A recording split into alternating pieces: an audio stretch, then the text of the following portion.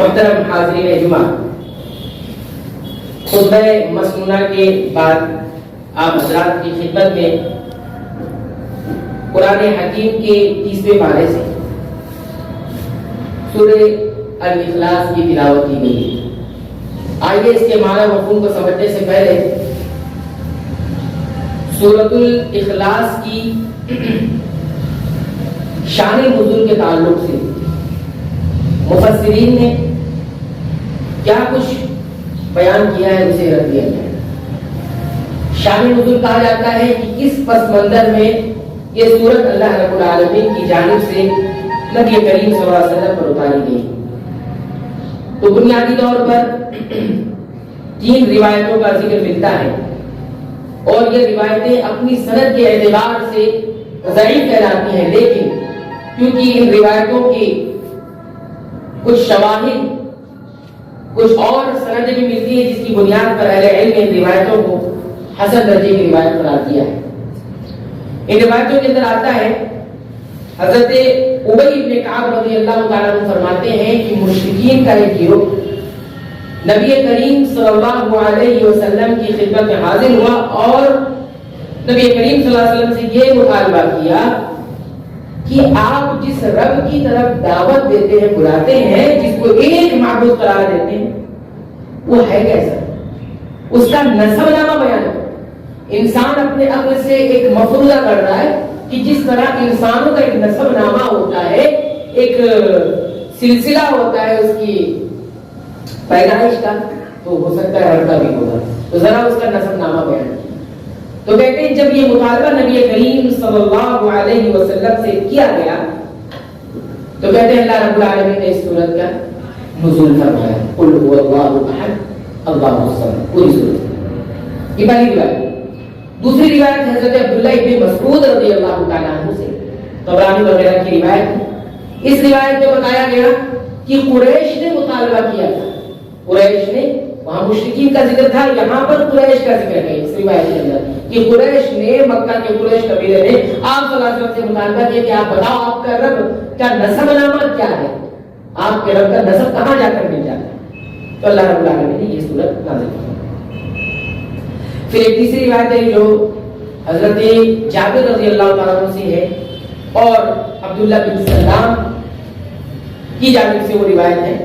اس کے اندر یہ فرمایا کہ یہودیوں کا ایک گروہ نبی کریم صلی اللہ علیہ وسلم کی خدمت میں حاضر ہوا اور اس نے یہ مطالبہ کیا تمہارا رب کیسا دکھتا ہے، کیا کرتا ہے، کھاتا ہے کہ نہیں کھاتا ہے، پیتا ہے کہ نہیں پیتا، اس کا نسب نامہ کیا ہے، خاندانی شجرہ کیا ہے اس کا۔ تو یہ سورت ہے، قل کہہ دیجئے هو اللہ احد اللہ الصمد لم یلد ولم یولد ولم یکن له کفوا احد۔ یہ جو 3 روایتیں ہم نے آپ حضرات کی خدمت میں رکھی ہیں، ان کی سند میں کچھ علتیں پائی جاتی ہیں، جس کی وجہ سے اس سند کے اعتبار سے روایتیں ضعیف ہیں، لیکن اس کے دیگر اور سندیں موجود ہیں، دیگر اور شواہد موجود ہیں جس کی بنیاد پر اہل علم نے اسے حسن درجے کی روایت قرار دیا ہے، گویا یہ روایت قابل حجت ہے۔ اب آتے ہیں اس سورت کی فضیلت پر۔ اس سورت کی فضیلت شریعت میں کیا ہے، اس کی خصوصیت کیا ہے؟ تو اس لیے اس سے ہمارے سے بھی 3 روایتیں ہمارے سامنے۔ ایک روایت کے اندر نبی کریم صلی اللہ علیہ وسلم نے فرمایا سورۃ الاخلاص یہ 1/3 قرآن کے برابر ہے، یعنی قرآن حکیم کا 3 حصہ کر دیا جائے تو 3 حصے میں سے پورا 1 حصہ اس سورت کے اندر۔ اگر کوئی انسان ایک مرتبہ اس سورت کو پڑھ لے تو گویا اس نے 1/3 قرآن کا مطالعہ کر لیا ہے، 1/3 قرآن کا اس نے مطالعہ کر لیا ہے۔ گویا اجر کے اعتبار سے 1/3 قرآن پڑھنے کا ثواب اسے مل جاتا ہے۔ 3 مرتبہ پڑھ لیا تو گویا پورا 1 قرآن حکیم اسے تلاوت کا اجر مل جائے گا۔ یہ نہ سوچے کہ یہ 3 مرتبہ کسی نے پڑھ لیا تو پوری قرآن اس کو جو ہے پڑھ لیا، ایسا نہیں ہے، بلکہ اجر اس کو اس کی خصوصیت کی بنیاد پر، اور اہل علم نے اس کے کئی معنی بیان کیے۔ اس کا سیدھا معنی ہے کہ پورا قرآن حکیم اگر پڑھا جائے تو 3 چیزوں کا بیان ہے، توحید، رسالت اور حساب و کتاب، آخرت کا ذکر ہے۔ تو آپ دیکھیں گے کہ یہ 3 حصے قرآن حکیم کے جو ہے توحید پورا کا پورا سورہ الاخلاص کے اندر موجود ہے۔ توحید کی سب سے اصل جو سورت ہے وہی سورہ الاخلاص ہے، پوری مکمل سورت سورہ الاخلاص۔ تو یہ ایک بات میں نے آپ کے سامنے ایک فضیلت. دوسری فضیلت اس کی یہ بیان کی گئی ہے کہ اللہ کے نبی صلی اللہ علیہ وسلم, یہ بخاری شریف کی روایت میں موجود ہے, اس میں یہ بیان کیا گیا کہ ایک نبی کریم صلی اللہ علیہ وسلم ایک لشکر کو بھیجا, جنگ کے ایک لشکر کو بھیجا, تو لشکر کے جو کمانڈر تھے وہ نماز کی ذمہ داری انہوں نے دی تھی, نماز کی امامت کر رہے تھے. ان کے بارے میں لوگوں نے یہ شکایت کی کہ یہ جب نماز پڑھاتے ہیں تو نماز پڑھانے کی جب قرات کر لیتے سورہ فاتحہ اور کسی سورت کی جب تلاوت کرتے اس کے بعد یہ جو کیا کرتے ہیں سورہ اخلاص کی قل اللہ آیات کی تلاوت کرتے. اس شکایت نبی کریم صلی اللہ علیہ وسلم کی سے کی لوگوں کی ایسا کرتے ہیں, یہ نیا عمل لگتا ہے. نبی کریم صلی اللہ علیہ وسلم نے ان کو بلوایا, کہا آپ ایسا کیوں کرتے؟ تو انہوں نے کہا کہ میں ایسا اس لیے کرتا ہوں کہ یہ سورت مجھے بہت پسند ہے. اس سورت میں اللہ رب العالمین کی صفات کا, ذاتی صفات کا تذکرہ ہے, مجھے بہت پسند ہے, اس وجہ سے میں قرات کے ساتھ اس کو بھی ملا لیتا ہوں. تو نبی کریم صلی اللہ علیہ وسلم نے فرمایا کہ تم اگر اس سورت سے محبت کرتے ہو تو اللہ تم سے محبت کر رہا ہے. تو جو اللہ کی صفات سے محبت کر رہا ہے, اللہ کی کلام سے محبت کر رہا ہے, تو اللہ رب العالمین سے محبت. یہ ایک فضیلت ہے. اسی طرح ایک اور روایت آتی ہے, اس روایت کے اندر یہ بتایا گیا کہ نبی کریم صلی اللہ علیہ وسلم کے دور میں مسجد قباء میں ایک امام کو مقرر کیا گیا, انصاری تھے, ان کا بھی یہی معمول تھا. یہ کتاب الصلاۃ کے اندر امام بخاری رحمۃ اللہ علیہ نے اس روایت کو نقل فرمایا. کہتے ہیں اس امام کا بھی معمول یہی تھا کہ وہ قرات کے بعد یعنی سورہ فاتحہ اور قرات کے بعد اس سورت کا اضافہ کر لیتے اپنی تلاوت کے. یہ معمول بنا رکھا تھا انہوں نے نماز کے. نبی کریم صلی اللہ علیہ وسلم تک یہ بات پہنچائی گئی تو انہوں نے اس پر اصرار کیا اور انہوں نے کہا کہ آپ کچھ بھی کر لیں, میں اس سورت کی تلاوت ضرور کروں گا, آپ مجھے امام رکھو یا نہ رکھو. نبی کریم صلی اللہ علیہ وسلم تک بات پہنچی تو آپ صلی اللہ علیہ وسلم نے کہا کہ ان سے پوچھیں کہ تلاوت کیوں کرتے ہیں اس کی. پھر انہوں نے وہی جواب دیا جو اس کمانڈر صحابی کا جواب تھا. کیا جواب تھا کہ میں اس سورت کو بڑا پسند کرتا ہوں, اس میں میرے رحمان کی صفت بیان کی گئی ہے اور مجھے بڑی پسند ہے. تو نبی کریم صلی اللہ علیہ وسلم ان کے بارے میں فرمایا کہ جو اس سورت کو پسند کر رہا ہے اللہ اس سے محبت کر رہا ہے, اللہ اسے پسند کر رہا ہے. تو یہ تین باتوں کا تذکرہ میں نے آپ بتا دیا. اب اس سورت کے حیران کن نتائج ہیں اور یہ سورت کس طرح سے انسان کی فطرت کو دستک دیتی ہے اور فطرت کی دروازے کو کھول دیتی ہے, اس پر ایک واقعہ ہے, وہ میں واقعہ آپ بتاتا ہوں. ایک جرمن مفکر ہے رابرٹ, جن کا نام ہے رابرٹ برنر, اور وہ کہتے ہیں کہ خود عیسائی ہے, وہ اپنا اسلام لانے کا واقعہ بیان کرتے ہیں. وہ کہتے ہیں کہ میں 10 سال کا ہوا تو میرے گھر والوں نے میرے مذہب کے مطابق, میرے دھرم کے مطابق مجھے کلیسا میں لے جا کر بٹھایا, اور کلیسا میں سب سے پہلے جو مجھے سبق پڑھایا گیا وہ یہ پڑھایا گیا کہ خدا 3 چیزوں سے مل کر بنا ہے. ایک خدا کی ذات ہے, دوسرا ان کا بیٹا حضرت عیسیٰ ہے, اور تیسرا جو ہے روح القدس یعنی جبریل. یہ تینوں مل کر خدا ہے. اور یہ ہم 3 نہیں کہہ رہے ہیں, یہ ہے تو ایک ہی, لیکن یہ الگ الگ حصے ہیں, یہ ہے تو ایک ہی. وہ یہ کہتا ہے کہ جب میں نے یہ سنا, میرے پہلی بار جب میرے کانوں سے یہ بات ٹکرائی تھی تو مجھے فوراً لگا کہ علم ہندسہ جو پڑھتا ہے, علم اعداد جو پڑھتا ہے, اعداد کا علم جو ہوتا ہے, گنتیوں کا علم, وہ کبھی نہیں کہہ سکتا کہ 1 3 ہے اور 3 1 ہے. لاکھ کوشش کر لے, ایک ہی رہے گا, 3 3 ہی رہے گا. کوئی لاکھ کوشش کر کے 3 کو 1 ثابت کرے گا, 1 کو 3 ثابت کرے, یہ ہو نہیں سکتا. اور مجھے اسی وقت میری فکر میں یہ بات آئی کہ یہ جو پادری عقیدہ بیان کر رہا ہے, یہ عقیدہ الہامی نہیں ہو سکتا, یہ عقیدہ الہامی نہیں ہو سکتا, یہ من گھڑت عقیدہ معلوم. اس جرمن مفکر نے اپنی 10 سال کی عمر میں یہ بات, پر اس وقت سے میری فطرت نے کہا کہ ایسا ہو نہیں سکتا کہ خدا ایک ہے, 3 ہے, اگر 3 ہے تو 1 ہے, اور تینوں 1 ہو جائے اور 1 3 ہو جائے, ایسا نہیں ہو سکتا. کہتے ہیں کہ میں نے اسی وقت سے میرا دل متنفر ہو گیا کہ یہ لوگ الہامی بات نہیں کرتے, یہ لوگ من گھڑت بات کرتے ہیں. تو ایک بات تو یہ مجھے کھٹک رہی تھی. دوسری بات یہ کھٹک رہی تھی کہ خدا یہ ان کا کہنا تھا کہ عیسیٰ جو ہے یہ انسانوں کی تمام گناہوں کی پاداش میں خود پر سولی پر چڑھا لیا اور اس طرح سے تمام انسانیت کی تمام عیسائیوں کی خاص طور پر گناہ معاف ہو گئے. تو اس کو یہ بھی فطرت سے بات ٹکرا رہی تھی کہ یہ خدا کیسی ذات ہے جو انسانوں کی معافی کے لیے اپنی مخلوق میں سے ہی کسی کو سولی پر چڑھا کے اتنا سستا طریقہ اختیار کر لیا کہ سارے گناہ بعد میں معاف ہے جو بھی کرتے رہو. تو یہ بات بھی اسے ٹکرانے لگی, یہ بات بھی اسے سمجھ لی. اس نے کہا کہ نہیں, میں اس پر نہیں رہتا ہوں, چھوڑ چھاڑ کے معافی چلے گئے. اور انہوں نے مطالعہ کیا, عیسائی کتابوں کا مطالعہ کیا, بدھ مذہب کو پڑھا, تورات کا مطالعہ کیا, سب کا مطالعہ کرتا رہا. 14 سال گزر گئے, کہنے لگا کہ مجھے حق نہیں ملا. سب باتیں مجھے غلط معلوم ہوتی, الہامی بات کوئی میری فطرت سے ٹکرا نہیں گئی. اور میں نے صرف قرآن حکیم کا مطالعہ نہیں کیا, اسلام کو نہیں پڑھا, اس لیے کہ میرے ذہن و دماغ میں اتنی نفرت بھری گئی تھی اسلام کے تعلق سے, مسلمانوں کے تعلق سے, کہ میں اس کو توجہ کی طرف اس کو توجہ نہیں کرتا, اس کو میں توجہ کے قابل نہیں سمجھا. اور اتفاق جب میں تھکا کے بیٹھ گیا تو مجھے یہ لگا کہ اب مجھے حق نہیں ملے گا, میری لاکھ کوشش کرنے والا. اور شاید یہی جو تھکا کے بیٹھنا تھا میرا, مجھے پھر اللہ رب العالمین کو مجھ پر جو ہے رحم آیا اور میری ملاقات ایک جہاز راستہ سے ہو گئی, وہ بھی خود عیسائی. اس نے پورے مشرق ممالک کو کا جو ہے دورہ کیا, اس جہاز پر چل کر سب کا مطالعہ کیا.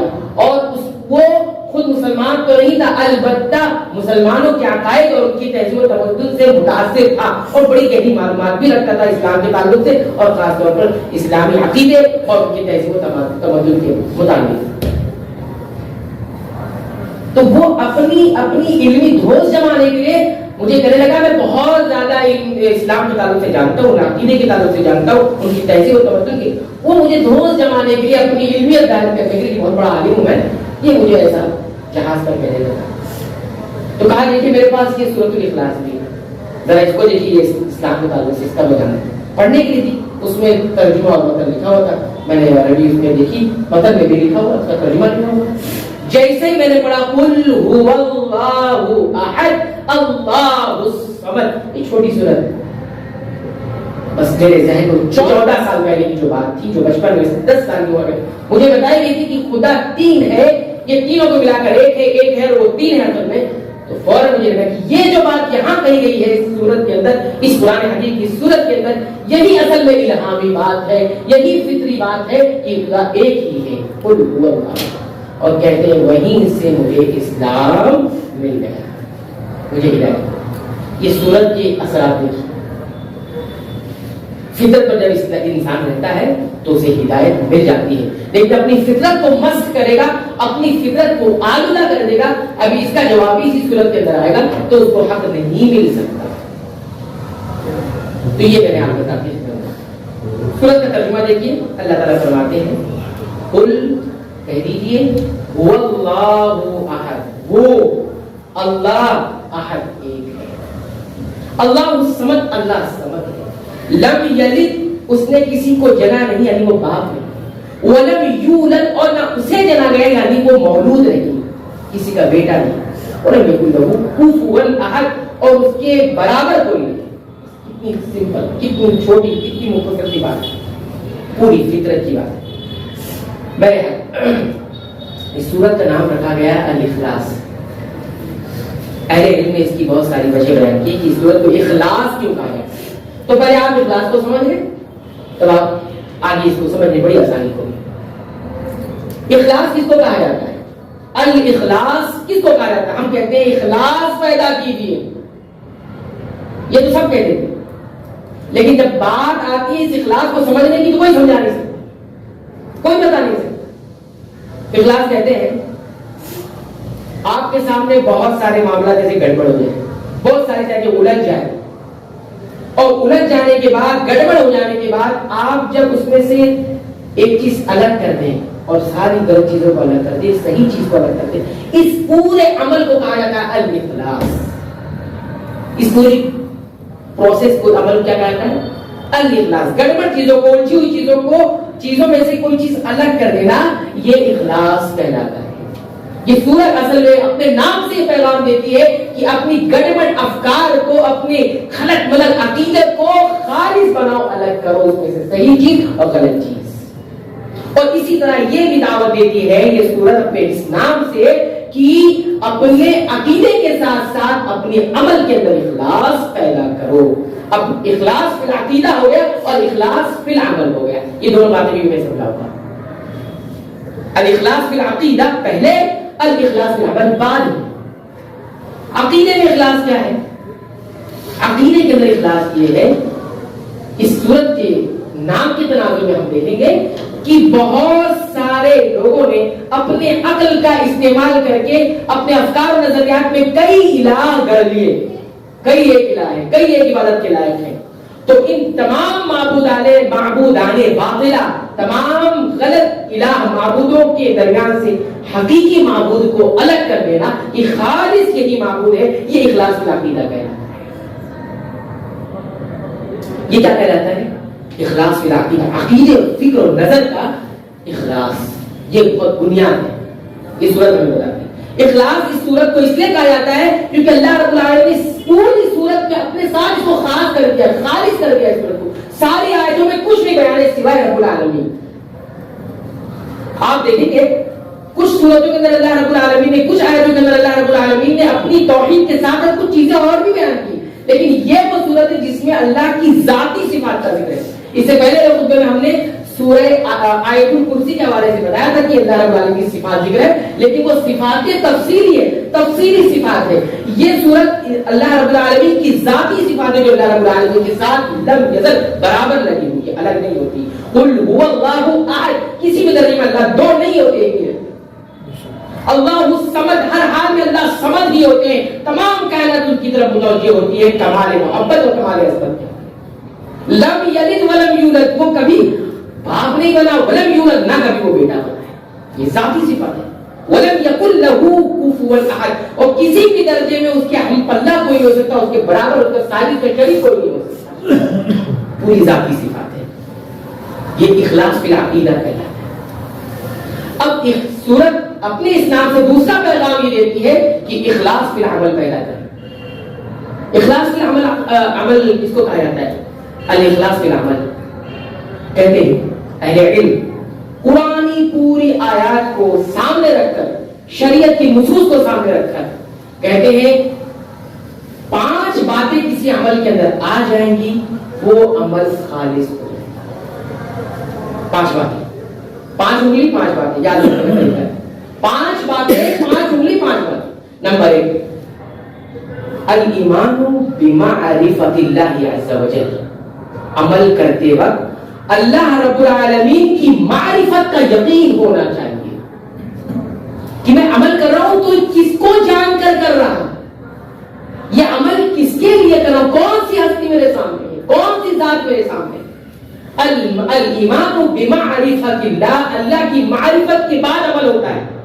فاعلم انہ لا الہ الا اللہ، پہلے علم رکھو کہ اللہ کے سوا کوئی معبود نہیں برحق ہے۔ عمل کرنا شروع کر دیا ہے، معلوم نہیں کہ اللہ کے سوا کوئی معبود نہیں، تو وہ عمل کی جو عمارت کھڑی کی ہے وہ آن کی آن میں ڈھہ جائے، ختم ہو جائے۔ تو ایسی عمارت، ایسی بلڈنگ، ایسی تعمیر کا کیا فائدہ جو آن کی آن میں ڈھہ جائے، بدل جائے۔ پہلی بات۔ نمبر 2 المعرفت بالحق، دوسرا اس عمل کے حق ہونے کی معرفت کی، واقعی یہ عمل ہے یا نہیں، اس کو کرنا ہے یا نہیں، یہ شریعت میں ہے کہ نہیں ہے۔ اپنے من کا عمل نہیں، اپنی خواہش کا عمل نہیں، اپنا بنایا ہوا عمل نہیں، اپنے طریقے سے کیا ہوا عمل نہیں، عمل وہ جو شریعت نے بتایا۔ حق کی معرفت کے بعد عمل، یہ دوسری چیز، تب عمل کیا ہوگا؟ مکمل، خالص کہتے ہیں۔ ان دونوں باتوں میں کوئی ایک بات نہیں، عمل مکمل نہیں ہے۔ نمبر 3 الاخلاص للہ، اس پورے عمل کو خالص اللہ کے لیے کر دیا جائے۔ اس عمل کی بنیاد بھی اللہ ہے، اس عمل کی انتہا بھی اللہ ہے۔ میں اسی کے کہنے پر کر رہا ہوں اور اسی کے لیے کر رہا ہوں، اس کا حکم ہے اس لیے کر رہا ہوں، مجھے صرف اور صرف اسی کے لیے کرنا ہے، کیونکہ اس نے کہا کرنے کے لیے، اس کا بدلہ بھی وہی دے گا، اجر بھی وہی دے گا، اسی کو راضی کرنا، اس کی جنت دینا. یہ ہے تیسری بات، اللہ کی معرفت، حق کی معرفت اور عمل کو خالص اللہ کے کرنے.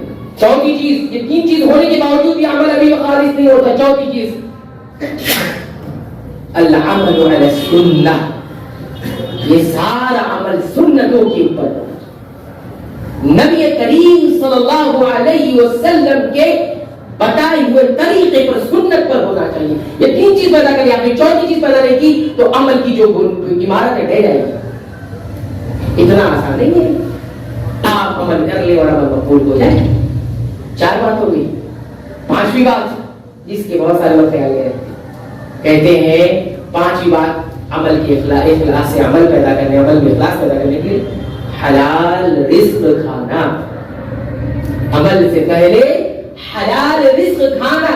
ایک دانہ بھی اگر آپ کے پیٹ میں حرام کا گیا ہوا ہے تو عمل کی عمارت بہرحال جو ہے یہ مضبوط نہیں ہو سکتی، عمل خالص نہیں ہو سکتا. اللہ کی معرفت، اللہ کو پہچان کر عمل، حق کو پہچان کر عمل، اللہ کی خاص کر کے عمل، اور اسی طرح سنت کے مطابق عمل، اور حلال رزق کا اہتمام عمل سے پہلے. یہ دعا تو ایسی عبادت ہے کہ انسان اپنے آپ کو پورا بے بس عاجز کر دیتا اللہ کے سامنے، پھر بھی فعال نہ یستجاب لہ، کیسے قبول کر لیا جائے گا. یہ 5 باتیں اگر آپ نے پیدا کر لی، اس سورت کا پیغام یہ ہے کہ آپ نے اپنے عمل کو خالص کر لیا. تو عقیدے کو خالص کیا جائے، عمل کو خالص کر لیا جائے. عقیدہ بنیاد ہے عمل کی عمارت کا. اگر عقیدہ نہیں درست ہے، اخلاص نہیں ہے، اس میں اخلاص کا عقیدہ نہیں ہے تو عمل کی جو عمارت آپ بڑی محنت سے تعمیر کریں گے وہ ڈھہ جائے گی قیامت کے دن. قل هل ننبئكم بالاخسرين اعمالا الذين ضل سعيهم في الحياه الدنيا وهم يحسبون انهم يحسنون صنعا. سورہ الکہف بتاتی ہے کہ کیا میں تمہیں نہ بتا دوں ایسے خسارہ اٹھانے والوں کے بارے میں جو عمل خوب کر کے آئیں گے اور ان کے عمل ضائع ہو جائیں گے. وهم يحسبون، یہ سوچتے رہے دنیا میں، انهم يحسنون صنعا، بہت اچھا کر رہے ہیں. ان کی ساری محنتیں رائے جائے گی. محنت رائے گا اس وجہ سے کی ہوئی کیونکہ ان کا عمل ان 5 باتوں سے خالی تھا. تو یہ ہو گئی یہ بات. اب آتے ہیں اس سورت کے. اللہ تعالیٰ جو شروع کرتے ہیں اس سورت کو کہتے ہیں قل هو اللہ احد. قل پہلا لفظ ہے قل، کیا معنی ہے؟ کہہ دیجئے. لیکن ہر طرف یہ معنی کہہ دیجئے کا نہیں ہوتا. جیسے جیسے حالات ہوتے ہیں جس پس منظر میں یہ بات قل آتا ہے اس پس منظر میں اس کا ترجمہ ہوتا ہے. قل اعلان کر دیجئے، بتا دیجئے، اب واضح کر دیجئے، 2 ٹوک الفاظ میں کہہ دیجئے هو اللہ احد. یہ سورت آ رہی ہے سورہ الکافرون کے بعد، جہاں پر سمجھوتے کی بات کی گئی. اب سمجھوتا نہیں، تمہارا عقیدہ تمہارے پاس، ہمارا عقیدہ ہمارے پاس. اب حق بات بتانی پڑے گی. ایک اسٹیپ ہوتا ہے، ایک مرحلہ ہوتا ہے کسی چیز کو سمجھانے بتانے کا. حکمت پھر اب وقت ہے حکمت نہیں، قل کہہ دیجئے هو اللہ احد. اب کوئی حکمت نہیں چلے گی، اب کہو هو اللہ احد، اللہ ایک ہی ہے. کون سی؟ جب تم شرک کرنے سے خوف نہیں کھاتے تو ہم شرک بتانے سے کیسے خوف کھا سکتے ہیں؟ وَكَيْفَ أَخَافُ مَا أَشْرَكْتُمْ. تم جب شرک کرنے سے گھبراتے نہیں، خوف کھاتے نہیں تو ہم شرک بیان کرنے سے کیسے خوف کھائیں؟ قل کہہ دیجئے. یہ ہے قل. آپ نے پڑھا قاف لام. قل ایک نیکی قاف کی وجہ سے، ایک نیکی لام کی وجہ سے 2 نیکی ملی، اور یہ قرآن کی عظمت کے حوالے سے 2 نیکی 20 نیکی کے برابر ہوئی. قل هو اللہ. اور اسی طرح اس قل سے یہ نقطہ ملا کہ یہ رسالت کو ثابت کرتا ہے. یہ سب قل آپ کہیے، یعنی کس سے کہیے؟ نبی کریم صلی اللہ علیہ وسلم سے کہا گیا. اس حوالے سے پوری امت سے کہا جا رہا ہے آپ کہیے. تو پہلے بنیاد نبی کریم صلی اللہ علیہ وسلم کی ذات ہے، اس لیے اس سورت کی شروعات سے یہ کہا گیا کہ رسالت کو اپنائے بغیر کوئی مسلمان نہیں ہو سکتا. آپ اور اللہ کے درمیان دین کے حوالے سے جو واسطہ ہے وہ نبی کریم صلی اللہ علیہ وسلم ہے. دین پہنچانے کے لیے دین اللہ ایسے نہیں دیتا اپنے حوالے سے، رسول اکرم صلی اللہ علیہ وسلم کے حوالے سے دین دیتا ہے. رسالت جسے کہا جاتا ہے. اس کا یہ معنی ہرگز نہ لیا جائے کہ نبی کریم صلی اللہ علیہ وسلم اللہ کا دین پہنچانے کے لیے واسطہ نبی کریم صلی اللہ علیہ وسلم، اور اپنی بات پہنچانے کے اللہ کو واسطے کی ضرورت نہیں ہے. ہم کو واسطے کی ضرورت ہے اللہ کا پیغام دینے کی، اللہ کو واسطے کی ضرورت ہے اپنی بات سنانے کی. قل هو اللہ احد. اس کے بعد دوسرا لفظ آتا ہے ہوا. قل کے بعد دوسرا لفظ آتا ہے ہوا. ہوا کا معنی ہوتا ہے وہ انسان غور کرنے لگا. یہ ہوا لفظ انسان کو تدبر پر ابھارتا ہے، فطرت کی طرف ابھارتا ہے. ہوا وہ غور کرو وہ کون ہے، تو ذرا اپنے ارد گرد نظر دوڑاؤ. وہ کون ہے ذرا آسمان کی بلندی سے پوچھو. ہوا وہ کون ہے ذرا زمین کی وسعتوں سے پوچھو. ہوا وہ کون ہے ذرا چلنے والی ہواؤں سے پوچھو. ہوا وہ کون ہے ذرا موسم سرما سے پوچھو. ہوا وہ کون ہے ذرا موسم گرما سے پوچھو. ہوا وہ کون ہے ذرا ان درختوں سے پوچھو. ہوا وہ کون ہے ذرا ان لہلاتے کھیتوں سے پوچھو. ہوا وہ کون ہے یہ چلتے ہوئے انسانوں سے پوچھو. ہوا وہ کون ہے. قل ہوا پوچھو. ہوا ایک ذات کی طرف اشارہ کرتا ہے، ایک وجود کی طرف اشارہ کرتا ہے. وہ ابھارتا ہے انسان کو. ہوا پوچھو، کائنات کی چیزوں پر غور کرو. یہ بتائیں کہ ایک ذات ہے جس نے سبوں کو پیدا کیا. یہ ہاتھوں کو بنانے والا کون، ان آنکھوں کو بنانے والا کون، ان آنکھوں میں بینائی دینے والا کون، ان آنکھوں میں سماعت دینے والا کون، اس زبان میں قوت ذائقہ دینے والا کون، ان ناک میں سونگھنے کی صلاحیت دینے والا کون، اس دل کے اندر سوچنے سمجھنے اور حق اور باطل کو الگ کرنے کی تمیز دینے والا کون. هو اللہ اللہ. قل هو اللہ اللہ. اتنی خالص صورت پڑھ لینے کے بعد، سن لینے کے بعد پھر شرک کا شائبہ کیسے ہوا. اب ہوا سے اہل علم نے دو لوگوں کا رد کیا ہے، دو لوگوں کے عقیدے کا رد.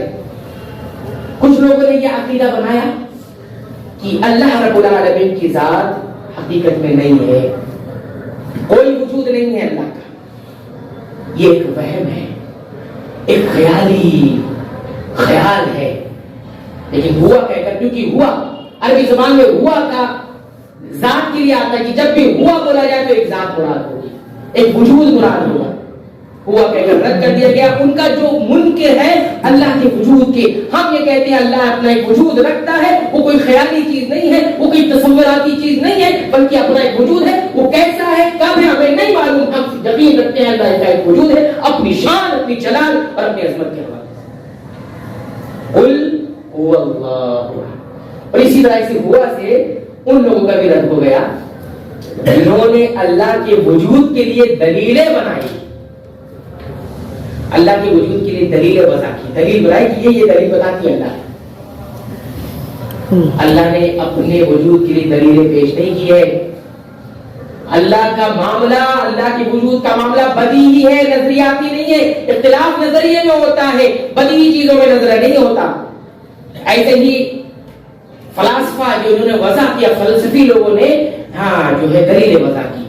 ایک ہوتا ہے تعقل، ایک ہوتا ہے تصور. دروازے پہ دستک ہوئی، ہر شخص یہ کہے گا عقل کی بنیاد پر کہ دروازے پر کوئی ہے جو کھٹکھٹا رہا ہے. یہ بدیہی چیز ہے، یہ عقل کہے گی ہے کوئی جو کھٹکھٹا رہا ہے دروازہ، کوئی وجود ہے. یہ کائنات بتاتی ہے کہ وجود ہے، یہ وہم نہیں ہے. میں نے کہا کہ جب وہ دروازہ کھٹکھٹایا تو کیا ہوا، عقل نے کہا کوئی ہے، وجود ہے، کوئی ہے جو دروازہ کھٹکھٹا رہا ہے. لیکن اب یہ سب غور کرنا شروع کر دیے کہ کون ہے، دروازہ کھٹکھٹانے والا عورت ہے یا مرد ہے، کھٹکھٹانے والا گورا ہے یا کالا ہے، کھٹکھٹانے والا چھوٹا ہے یا بڑا ہے. یہ ساری چیزیں تصور میں آ گئی. یہ تصور ہے اور اللہ تصور میں نہیں ہے. اللہ تصور میں نہیں ہے، اللہ اپنا وجود رکھتا ہے. وہ میں نے کہا ہوا. تو منکر جو وجود کا منکر ہے ان کا بھی رد اس ہوا لفظ سے ہوا، اور اسی طرح فلاسفہ فلسفی لوگوں کا بھی رد اس سے ہو. اب تیسرا لفظ آتا ہے اس میں اللہ. سبحان اللہ، اتنا پیارا لفظ، اتنا مبارک کلمہ کسی کلمے کی بنیاد پر اسی لفظ کی لفظ جلالہ اس کو لفظ جلالہ کہا جاتا ہے، اللہ کا لفظ جلالہ، اسی کی بنیاد پر ساری کائنات قائم ہے۔ کائنات میں جو بھی ہستی اللہ اللہ کہنے والی رہے گی، ہاں جب تک اللہ کا ورد کسی کے زبان پر ہوگا کائنات برقرار رہے گی، اور جس دن اللہ کا ورد کرنے والا کوئی نہیں رہا، آسمان ختم ہو جائیں گے، آسمان کی جو قندیلیں جل رہی ہیں، یہ ستارے چمک رہے ہیں، سورج چاند سب ختم ہو جائے گا، زمین دینا سب ختم ہو جائے گا۔ مبارک لفظ، اور اس کی حسن آپ دیکھیں کتنا حسن ہے اس کے اندر۔ یہ لفظ جب کائنات نہیں تھی جب بھی موجود تھا، اور جب کائنات نہیں رہے گی، جب کوئی نہیں ہوگا تب بھی یہ لفظ موجود رہے گا، یہ نام موجود رہے گا، اللہ۔ اور اتنا حسن ہے اس کے اندر کہ اگر لفظ اللہ کے شروع سے الف ہٹا دیا جائے تو یہ بن جاتا ہے للہ، اللہ ہی کے لیے، للہ ما فی السماوات و ما فی الارض، اللہ ہی کا ہے جو کچھ آسمانوں میں ہے، جو کچھ زمین میں ہے۔ حسن برقرار ہے دیکھیے، اللہ بھی ہے، اللہ لا الہ الا هو الحی القیوم، 2940 مرتبہ قرآن حکیم کے اندر یہ لفظ آیا ہوا ہے۔ اتنا پیارا، اتنا خوبصورت، اتنا حسن والا لفظ کہ الف ہٹا دو للہ ہو گیا، للہ ما فی السماوات و ما فی الارض ہو گیا۔ اور اگر اس لام کو بھی ہٹا دیا جائے تو پھر لہو بن جاتا ہے، یہ بھی قرآن موجود ہے، لہو ما فی السماوات و ما فی الارض، لہو ما فی السماوات و ما فی الارض۔ الف لام کو ہٹا دیا جائے، الہ، انما الہکم الہ واحد، یہ لفظ موجود ہے، اور سب ہٹا کر صرف لام کو بھی ہٹا دیا، جس ہا کو باقی رکھا جائے تو ہو بن جاتا ہے، قل هو اللہ۔ جہاں سے یہ ادا کریں گے یہ لفظ آپ کو ویسا ہی نظر آئے گا، ایک حسن، ایک معنوی حسن بھی، ایک ترکیبی حسن بھی، اور ساتھ ہی ساتھ معنوی حسن، معنی کبھی نہیں بدلتا۔ لیکن آپ جب کہیں گے تو اللہ کہیں گے، جب کہیں گے تو اللہ ہی نہیں، رسول اکرم صلی اللہ علیہ وسلم نے ہمیں اللہ سکھایا ہے۔ کوئی ہوا کی برد لگا دے اس کا عمل مقبول نہیں ہوگا، اس لیے کہ یہ شریعت کے مطابق نہیں ہے، سنت رسول اللہ کے مطابق نہیں ہے۔ اب لفظ اللہ جو بنا ہے الہ سے بنا ہے، الہ کس کو کہا جاتا ہے یہ بھی سمجھنے کی ضرورت ہے، الہ کس کو کہا جاتا ہے۔ الہ کی ڈیفینیشن اگر آپ کے سامنے آ جائے تو آپ پھر شرک سے دور ہو جائیں گے۔ الہ کی ڈیفینیشن کرتے ہوئے اہل علم کہتے ہیں کوئی ہستی اس وقت تک الہ نہیں ہو سکتی جب تک اس کی عبادت نہ کی جائے، کوئی ہستی اس وقت تک الہ نہیں کہلا سکتی جب تک اس کی عبادت نہیں کی جائے۔ مشرکین سب کی عبادت کرتے تھے اس لیے وہ الہ کہلاتے تھے، اور کوئی ہستی اس وقت تک معبود نہیں ہو سکتی جب تک کہ وہ اپنی عبادت کرنے والے کی خالق نہ ہو، اس کی رازق نہ ہو، اس کی مدبر نہ ہو، اور اس کو اختیار نہ رکھتی ہو۔ بات سمجھ میں آتی؟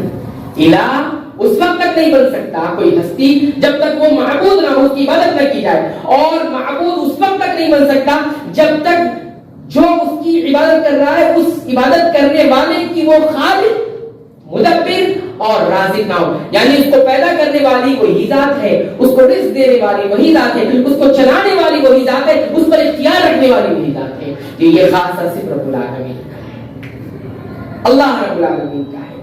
عبادت کسی کی نہیں کی جا سکتی جب اسی کی اجازت کی جو خالق ہے۔ عابد ایک ہوتا ہے عبادت کرنے والا، وہ عبادت کر رہا ہے نا، تو عبادت کا جو خالق ہے اسی کی عبادت کی، عابد کے جو رازق ہے اسی کی رزق دینے والا، عبادت کا جو مدبر اس کو چلانے والا اور عبادت پر تصرف رکھنے والا۔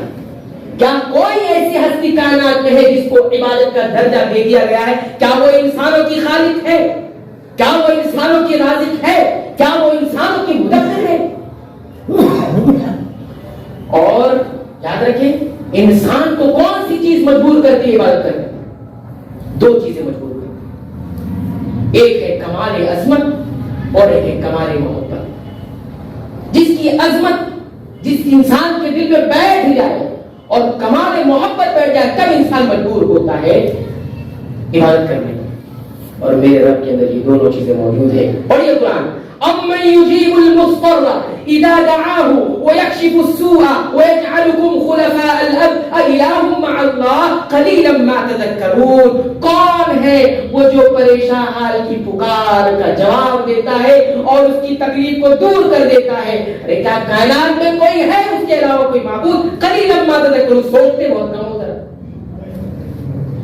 امن یجیب المضطر، مجبور کی پریشان حال کی مجبوری کو سننا، اس کا جواب دینا، یہ ہے کمال علم، کمال علم کامل کی دلیل. اور وہ امن یجیب المضطر اذا دعاه ويكشف السوء، اور اس کی تکلیف کو دکھ کو دور کر دینا، یہ ہے کمال قدرت.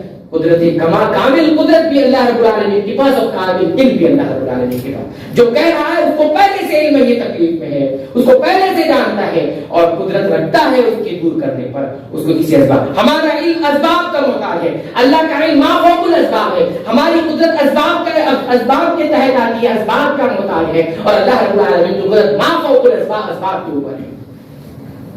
یہ ہے الہ. قل هو اللہ احد.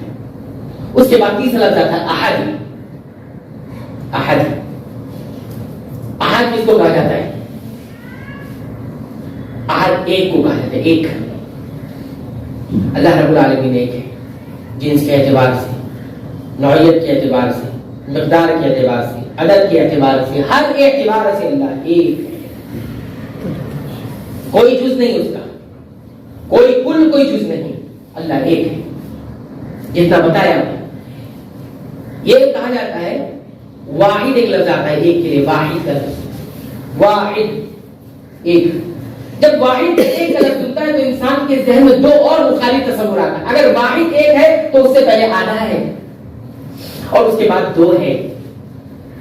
اس کے پہلے ایک ہے، آدھا ہے، اس کے بعد دو ہے. اس لفظ کے اندر یہ احتمال موجود ہوتا ہے کیونکہ بسا قرآن حکیم کی بعض آیتوں میں واحد کا بھی لفظ ہے، انما الہکم الہ واحد، وہاں تو اس کی شان ایکٹائی بیان کی ہے. لیکن جہاں پر ان دونوں کو رد کر دیا گیا، اللہ سے پہلے بھی کوئی ہے، اللہ کے بعد بھی کوئی ہے. احد کہہ کر بتایا کہ احد اس کو کہا جاتا ہے جس سے پہلے بھی کوئی نہیں، جس کا آدھا بھی کوئی نہیں، اور احد کے بعد جو دو کا تصور ہے وہ بھی کوئی نہیں. قل هو اللہ احد، اللہ ایک ہے. قل هو اللہ احد لا تتخذوا الہین اثنین انما هو الہ واحد. اور جب دو کا تصور آتا ہے، جو دو معبود کر لیتا ہے، اللہ نے اس کا بھی رد کیا. فطرت اس کو تسلیم نہیں کرتی. جہاں دو تین چار ہو تو ہر شخص، ہر ہستی یہ چاہے گا میری قدرت و کمال کے لحاظ سے ایک دوسرے کے طرف پاکٹ میں جاؤ. اللہ تعالیٰ نے خود فرمایا مَتَّخَذَ اللَّهُ مِن وَلَدٍ، اللہ نے کوئی بیٹا نہیں بنایا، اختیار کیا. وَمَا كَانَ مَعَهُ مِنْ إِلَٰهٍ، اور اس کے ساتھ کوئی معبود بھی نہیں ہے. اگر ایسا ہو جاتا اِذًا لَذَهَبَ كُلُّ إِلَٰهٍ بِمَا خَلَقَ وَلَعَلَىٰ بَعْضُهُمْ عَلَىٰ بَعْضٍ. اگر ایسا ہوتا کہ دو ہوتے یا اللہ کوئی بیٹا اختیار کر لیتا، اللہ کے ساتھ کوئی اور معبود ہوتا، تو ہر معبود اپنی قدرت کو لے کر ایک دوسرے پر چڑھائی کر لیتا. تو یہ رد کر دیا گیا. سارا فساد کائنات میں شرک کی وجہ سے ہے، یاد رکھیے. یہ عقیدہ آپ بٹھا لیں، ساری کائنات میں فساد محض شرک کی بنیاد پر ہے. عقیدہ توحید سے امن آتا ہے، ہدایت آتی ہے، اور عقیدہ شرک سے جو ہے فساد آتا ہے. عقیدہ شرک ہوگا تو ساری کائنات کا نظام درہم برہم ہوتا ہے. یہ آسمان برابر نہیں رہ سکتی، یہ زمین برابر نہیں رہ سکتی. اور کوئی یہ کہہ دے کہ اللہ کا بیٹا ہے تو زمین و آسمان ٹوٹ جائے. وَتَخِرُّ الْجِبَالُ هَدًّا أَن دَعَوْا لِلرَّحْمَٰنِ وَلَدًا، جو یہ کہہ دے کہ رحمان کا بیٹا ہے تو زمین و آسمان پھٹ جائے. اتنا بھیانک عقیدہ، اتنا گندا عقیدہ، اتنا گھٹیا عقیدہ ہے. فطرت کے خلاف. ہم نے اب جرمن مفکر کا واقعہ ذکر ہو گیا. یہ ہم نے آپ کے سامنے صرف ایک آیت کہی ہے، قل هو اللہ احد. انشاءاللہ زندگی رہی، صحت ہمارا ساتھ دی تو انشاءاللہ آئندہ جمعے کے اندر بھی اس کے اگلے حصے کو ہم بیان کریں گے. اللہ تعالیٰ اسی طرح حق کہتے ہوئے حق کہنے کی مجھے توفیق عنایت فرمائے، حق کو یاد رکھنے کی توفیق عنایت فرمائے. تمام لوگوں کو حق سننے، سمجھنے، اس پر غور کرنے، اس کے مطابق ایمان اور عقیدے کی اصلاح کی توفیق عنایت فرمائے. آمین. واخر دعوانا الحمدللہ.